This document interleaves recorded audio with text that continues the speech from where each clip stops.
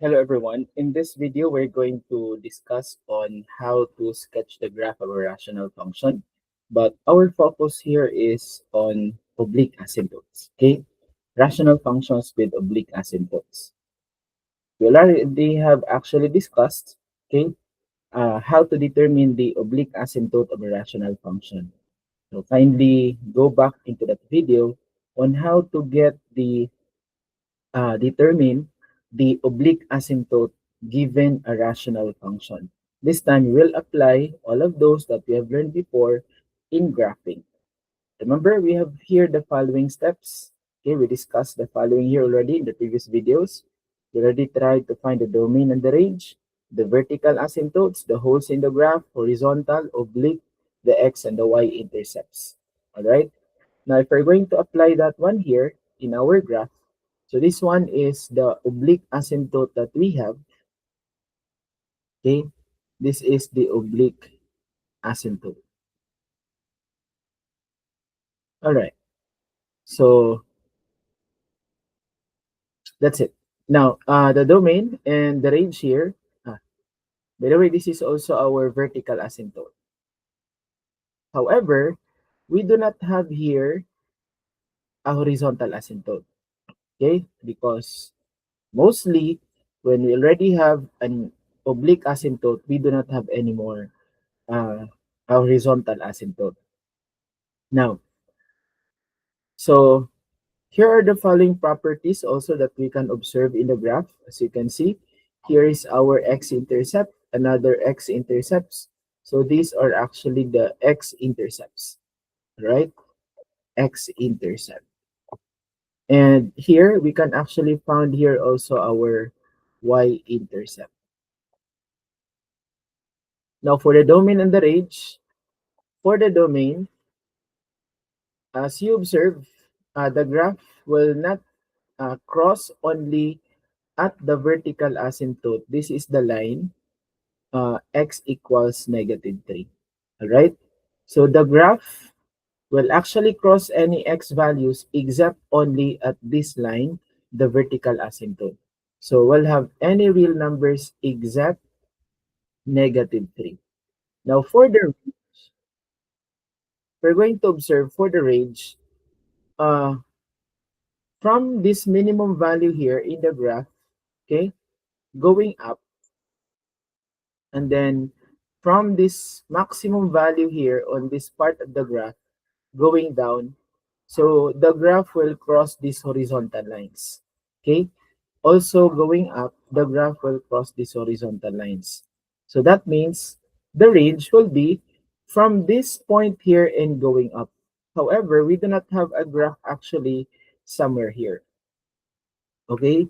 So in this case, we cannot just easily uh, look for the range by simply looking at the graph. So most of my examples will be those functions where we can actually see immediately those minimum and the maximum point, because to find this minimum point for this graph and to find this maximum point for this graph, we'll just have another process, which is not actually part anymore in our uh, discussion. Okay, so mostly my given will only be those range will uh, that are any real numbers, or those range where visibly you can find this minimum point and this maximum point. All right. Now, just like for this one, in this example, so our minimum point there is the y value there in the minimum point is -1.53 approximately. Then the y value here, okay, in the maximum point of this graph is negative, that's -10.47. All right. But in looking at, by simply looking at the graph, we cannot actually find that. We'll just have to use calculus to find the maximum and the minimum point. As you observe, there is no graph passing through this space. That means these y values here are not part in the range. Okay. So if I know already this minimum point, I will just say the range will be any real numbers except those values, uh, those values from All right. So except those values from negative 1.53, okay, and then, or in between, negative 10.47. So I just used here an inequality form, okay? So any real numbers except those values, okay, in between negative 1.53 and negative 10.47, because the graph will not cross this space. So these y values here are not part in the range. Okay, that's it. So, but most of my examples will be somehow the range will be any real numbers, or you can easily identify this minimum point and the maximum point. Okay, so but if it's not given, we cannot see this one, okay, directly in the graph, okay, and then that's not obvious, the minimum point and the maximum point, so we may just skip finding the range if that's the case. But we can find actually the domain here. So the graph will actually cross any x values here when you draw vertical lines, okay? Only that the graph will not actually cross this vertical line, the line x equals negative 3.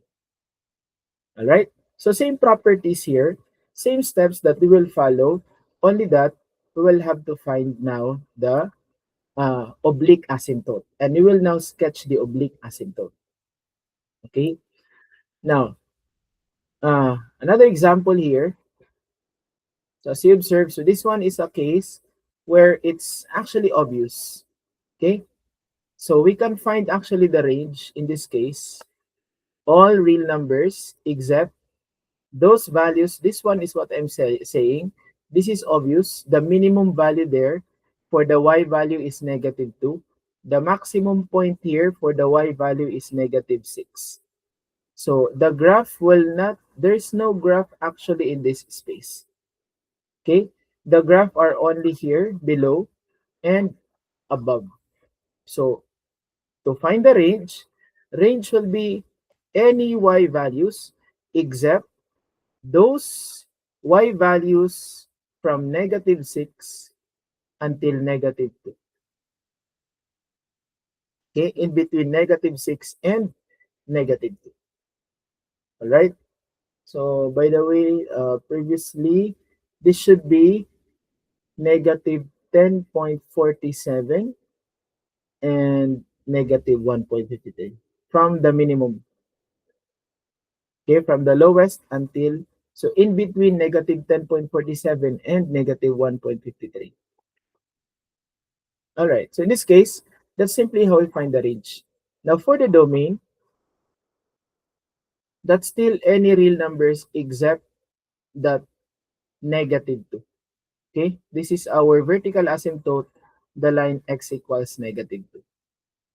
Okay, now how do we graph another case of a rational function with an oblique asymptote? As you observe here, the graph is not anymore on this portion. Okay, so if the graph is in this portion, basically there will be a certain space in between where we do not have a graph, just like what we have seen in the previous slides, just like this. Okay, if the graph is on this portion, so as you observe, we do not have any graph in between. So that's why those are not part in the range. However, if the graph is somewhere here, okay, if the graph is on this portion, when you draw any horizontal line, take note, these horizontal lines represent the y values. The graph will actually cross all these horizontal lines. So the domain or the range here will be any real numbers. Okay, now for the domain, still in this case, any real numbers except that vertical asymptote, because the graph will not cross, okay, will not cross that vertical asymptote x equals negative 1. Okay, so except negative 1. That's it. Now, the question is, how do we graph rational functions? Again, sometimes the graph is somewhere here. Okay, so the graph is somewhere here. So same process, we just need to select any points left of the vertical asymptote, then you plot these points, then connect the points. Any points to the right, okay, just like -2, -1, 0, and so on, then plot these points, okay, then connect. So if the graph is found on this portion, but sometimes the graph is here, so same process, we just need to select 3 points to the left of the vertical asymptote and to the right of the vertical asymptote. Okay? But another challenge is, how do we graph? Okay? How to graph the oblique asymptote. So obviously this is just a line. So you can just recall on how to graph a linear function. All right. So how do we sketch the graph of a rational function? That same process. Okay? The same process as what we have shown. Determine the characteristics, domain, range, if possible, pole, vertical asymptote, horizontal, but we do not have horizontal if they're oblique asymptotes, then oblique asymptotes and the intercepts. Then draw the asymptotes, okay? Then plot 3 points, every 3 points left at least only. So you can have more. Now, how do we graph the oblique asymptote? I will show you two methods. It's up to you which is easier. So step one, suppose we already have an oblique asymptote, okay? Y equals 2x plus 1. So we found this oblique asymptote. So the question is how to graph that. You may just actually recall how to graph that, how to graph linear equations, okay? But for this video, I will also explain that one to you. So let x be equal to 0 and solve for y. So one process is let x be 0 and solve for y. So substitute y, 2 times 0 plus 1. This is actually equal to 1. So we have a point, okay? We have a point, x is 0, y is 1. So this is an imaginary y-intercept of the oblique asymptote. So it's not the y-intercept of the graph of the rational function, okay? So it's the y-intercept. For example, in this case, this is 0, 1. So x is 0, y is 1, somewhere here. So the oblique asymptote will pass through that particular point, for example. Okay? Now, another, step 2, let y be 0 and solve for x. So in this case, let y be 0 and solve for x. So y is 0, then 2x plus 1. Transpose 1, that will become -1 equals 2x. Divide both sides by 2, that's -1/2. Or this is -0.5. So when x is -0.5, the y is 0. So we need this point. So this is the imaginary x-intercept of the oblique asymptote. So if we're going to graph the oblique asymptote this time, let's say this is 1, 2, 1, 2. So the graph will pass through here, and then it will pass through -0.50. So this is 1, this is -0.5. So just connect, lastly, connect these points. And that will be your oblique asymptote. Okay? So that's how you graph the oblique asymptote. For the vertical asymptote, it's easy to graph. But for oblique asymptote, you may have this strategy. Okay? You may have that strategy. And it's very simple as that. So let x be 0 and solve for y. This is your y-intercept. Let y be 0 and solve for x. That is your x-intercept. X-intercept and y-intercept of the oblique asymptotes, not the rational function. Another method that I will show you, we can use the intercept and the slope. So for example, this is y equals 2x plus 1. So automatic, remember, this is y equals mx plus b. If you have a constant here, that is your y-intercept. But if that's only mx, automatic, the y-intercept is 0. So plus b. M is the slope. Okay, this is the slope. And then b is the y-intercept. So identify the y-intercept in the quotient. So let's say the y-intercept is 1. Therefore, meaning that is at y equals 1 when x is 0. So this is the y-intercept. Then, identify the slope.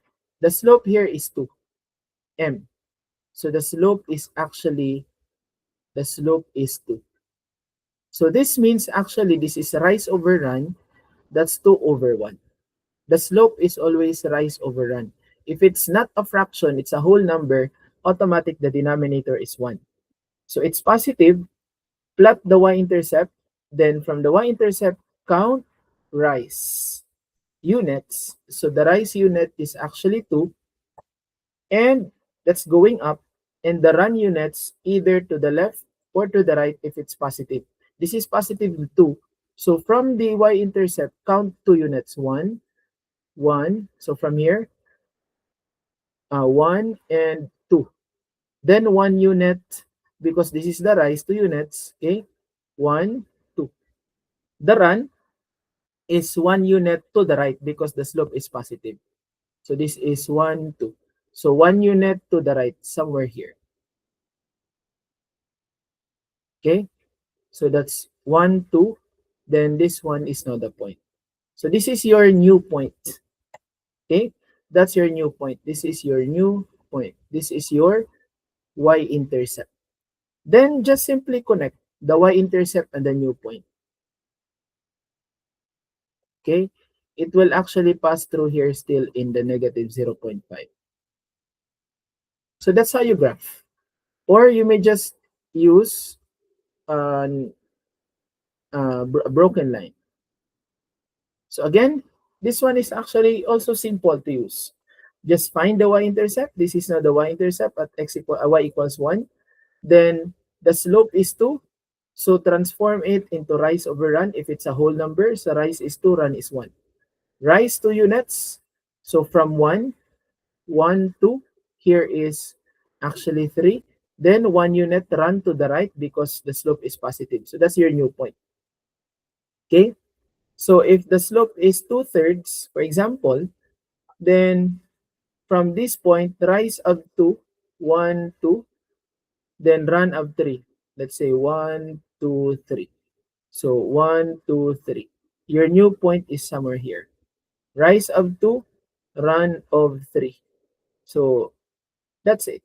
That's how you graph the asymptote, the oblique asymptote. All right, that's how you graph a linear equation or linear function. Okay, so that's all for this video. Okay, I just have introduced you on how to graph rational functions with oblique asymptote. So what's new here is you must remember how to graph linear equation because oblique asymptotes are in the form of y equals mx plus b. So I have shown you 2 steps. So hopefully, okay, you may rewind this video if you need further clarifications. Thank you for watching. Another video will be example number 1.